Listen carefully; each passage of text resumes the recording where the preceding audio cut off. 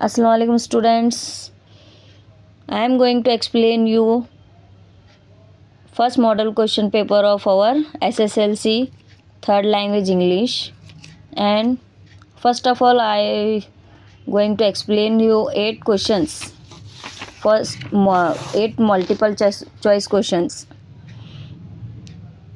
Here 4 options are there. You have to select one as a answer. The one हमेशा first जो question रहता एक sentence रहता उसके लिए कौन सा वन वर्ड सुइटेबल रहता उसको इसमें सेलेक्ट करना रहता हमको एज ए आंसर. तो our first question is the word for a large group of people who sings together is. जब कुछ लोग मिलकर गाते हैं तो उसको कहते हैं कोरस. अगर कोई एक सिंगल सिंगिंग करा तो उसको कहते हैं सोलो. अगर 2 लोग मिलकर सिंगिंग कर रहे हैं तो it is called duet. So our correct option is chorus, option B. Question number 2, the word advantage can be written in its opposite form by using the prefix. So what do you mean prefix के meaning होते हैं किसी word से पहले कोई एक word लगता है 2 अल्फ़ाबेट वाला या 3 अल्फ़ाबेट वाला तो उसको प्रीफिक्स कहेंगे. जैसे कि un, dis, un, in, ir, un, non, उसको प्रीफिक्स कहेंगे. सो यहाँ पर हमारे को वर्ड एडवांटेज का अपोजिट वर्ड बनाना है by using any of this prefix. So advantage का अपोजिट वर्ड होता है disadvantage. So our option 3 is correct. The family is going on a vocation to Delhi. So this हमेशा जो हो सेकेंड क्वेश्चन अपोजिट वर्ड बनाने का आता है प्रीफिक्स यूज़ करके, और थर्ड क्वेश्चन जो हमेशा आता है वो होता है. तो हमेशा थर्ड क्वेश्चन जो रहता है नाउन का रहता. इसमें 4 टाइप्स ऑफ नाउन रहते हैं. इसमें हमारे को कौन सा नाउन करेक्ट है वो नाउन लेना रहता. Suppose the family is going on a vocation to Delhi. ये सेंटेंस है यहाँ पे. अगर यहाँ पर फैमिली को अंडरलाइन है, the underline word in the above sentence is. Family को यहाँ पर अंडरलाइन है तो हम इसको लेंगे कलेक्टिव नाउन. अगर दिल्ली को यहाँ पर अंडरलाइन रहता तो हमारा होता ये प्रॉपर नाउन, क्योंकि यहाँ पर प्रॉपर दिल्ली का एक सिटी का एक नेम है यहाँ पर, इसलिए इसको प्रॉपर नाउन होता. यहाँ पर फैमिली का अंडरलाइन है फैमिली वर्ड को, इसलिए ये कलेक्टिव नाउन होगा क्योंकि फैमिली में 2 से ज़्यादा लोग होते हैं.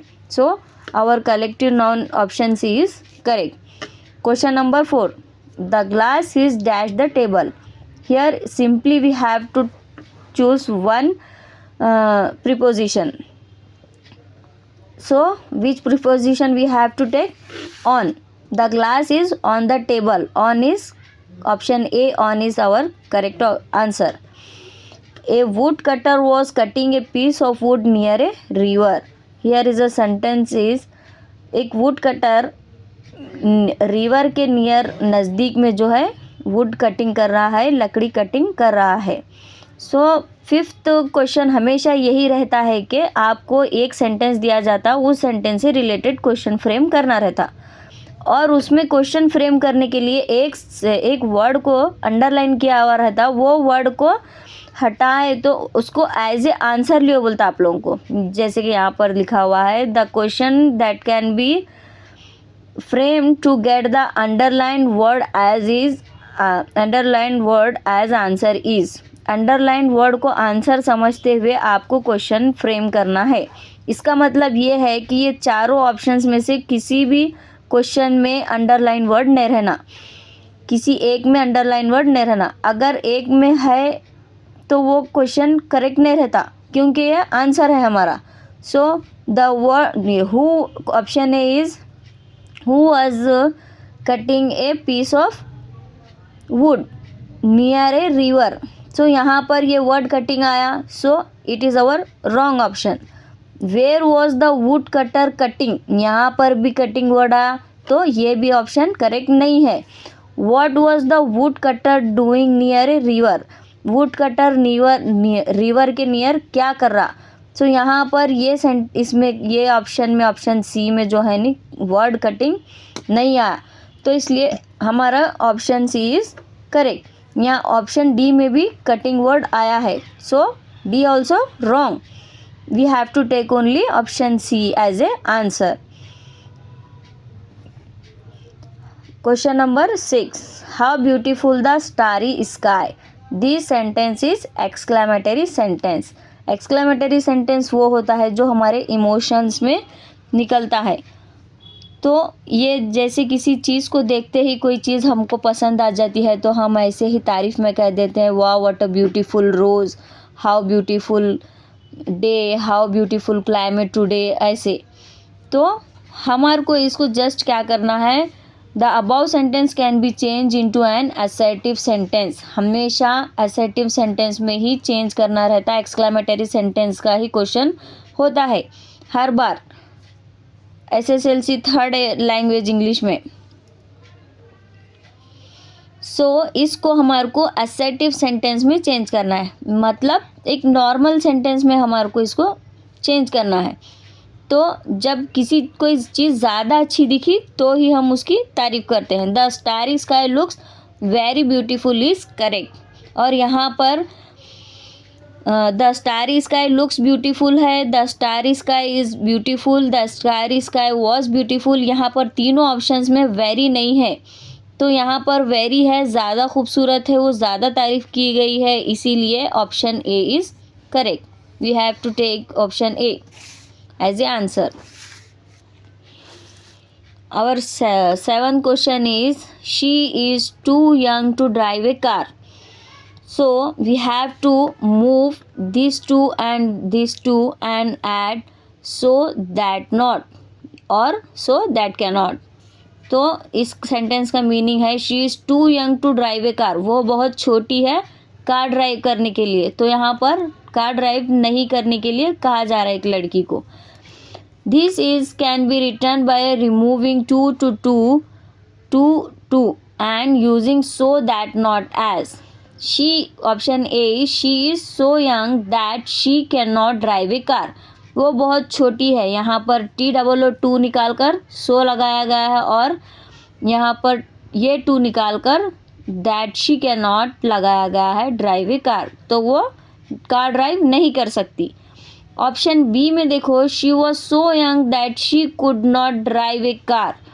यहाँ पर इज़ जैसे कि सेंटेंस में यहाँ पर क्वेश्चन में शी इज़ है, तो यहाँ पर इज़ है, तो हमको यहाँ के सेंटेंस में भी ऑप्शन में भी इज़ ही रहना. अगर यहाँ पर वॉज है तो यहाँ पर वॉज रहना, मगर यहाँ पर इज़ है तो इसीलिए हम ए को करेक्ट मानकर चल रहे हैं. यहाँ पर वॉज को करेक्ट नहीं मानेंगे क्योंकि यहाँ पर इज़ है, यहाँ पर वॉज है, तो ये सेंटेंस हमारा करेक्ट नहीं होता. She is so young that she can drive a car. यहाँ पर तो इसको पूरा अपोजिट ही कर दिया है सेंटेंस को. शी इज़ सो यंग, वो बहुत छोटी है इसलिए वो कार ड्राइव कर सकती है, ऐसा बोल रहा. तो हमारा option C also wrong. She was so young that she could drive a car. तो यहाँ पर भी वॉज आ रहा, that's why option D is also wrong. So our option A is correct because here she is also there and we have to remove this TOO and add so. And young that she cannot, हाँ that not के जगह यहाँ पर that she cannot drive a car लिया है. So our A option A is correct. They build a bridge. The above sentence can be changed into passive form. यहाँ पर हमेशा ऑप्शन क्वेश्चन नंबर 8 में पैसिव फॉर्म में change करना रहता sentence को. एक्टिव फॉर्म में रहता we have to change into passive form. Just we have to rotate, घुमाना रहता हमारे को सेंटेंस को खाली. यहाँ पर a bridge is build by them. Simply यहाँ पर वॉज, हैड, हैज़, ये वॉज, हैज़, हैड नहीं है, इसलिए हम भी ये सेंटेंस को करेक्ट नहीं मानेंगे. यहाँ पर a bridge is build by them, they build a bridge, उन्होंने एक ब्रिज बनाया, मगर हमारे को यहाँ जस्ट उसको ट्विस्ट करके लिखना है एज ए पैसिव फॉर्म। तो a bridge is build by them, एक ब्रिज बनाया गया उनके ज़रिए। So our option is correct. So आप लोग अगर इस 8 क्वेश्चंस को अगर समझेंगे और इसको समझते हुए सॉल्व करेंगे, इसमें सेंटेंसेस दूसरे होंगे मगर क्वेश्चंस का टाइप जो रहेगा हमेशा वही रहेगा। जैसे कि हमारा फर्स्ट रहता 1 वर्ड सेंटेंस, एक सेंटेंस रहता, उसके लिए हमारे को 1 वर्ड चूज़ करना रहता। सेकंड क्वेश्चन रहता हमारा मल्टीपल चॉइस का, एक वर्ड रहता उसको प्रीफिक्स लगाकर अपोजिट वर्ड बनाना रहता। और थर्ड रहता नाउन्स का, किसी एक नाउन को अंडरलाइन किया हुआ रहता, वो नाउन कौन सा है हमको उसमें सेलेक्ट करना रहता। और फोर्थ रहता प्रीपोजिशन का, it is also very easy. And fifth is you have to frame question, but you have to remove this, you have to understand this underline word as a answer। इसको या जो word underline रहता उसको answer समझते हुए आपको चलना रहता। इसमें सेंटेंसेस दूसरे हो सकते मगर पैटर्न यही रहता। एंड 6th वन रहता एक्सक्लेमेटरी सेंटेंस, इसको इजीली जो वेरी लगा हुआ रहता यहाँ पर उसी को सेलेक्ट करना रहता हम। और 7th रहता टू और टू को निकाल के सो दैट नॉट को ऐड करना रहता। और यहाँ पर इज़ रहा तो यहाँ भी इज़ आना, यहाँ पर वॉज रहा तो यहाँ भी वॉज आना, ये सेंटेंस हमको सेलेक्ट करना रहता। It is also very easy and question number 8 also easy.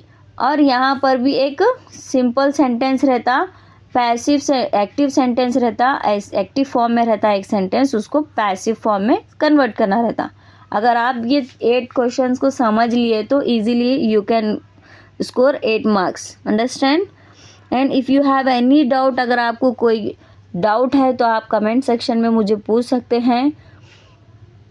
और अगर आपको मेरा वीडियो पसंद आया तो लाइक कीजिए और सब्सक्राइब कीजिए। Thank you.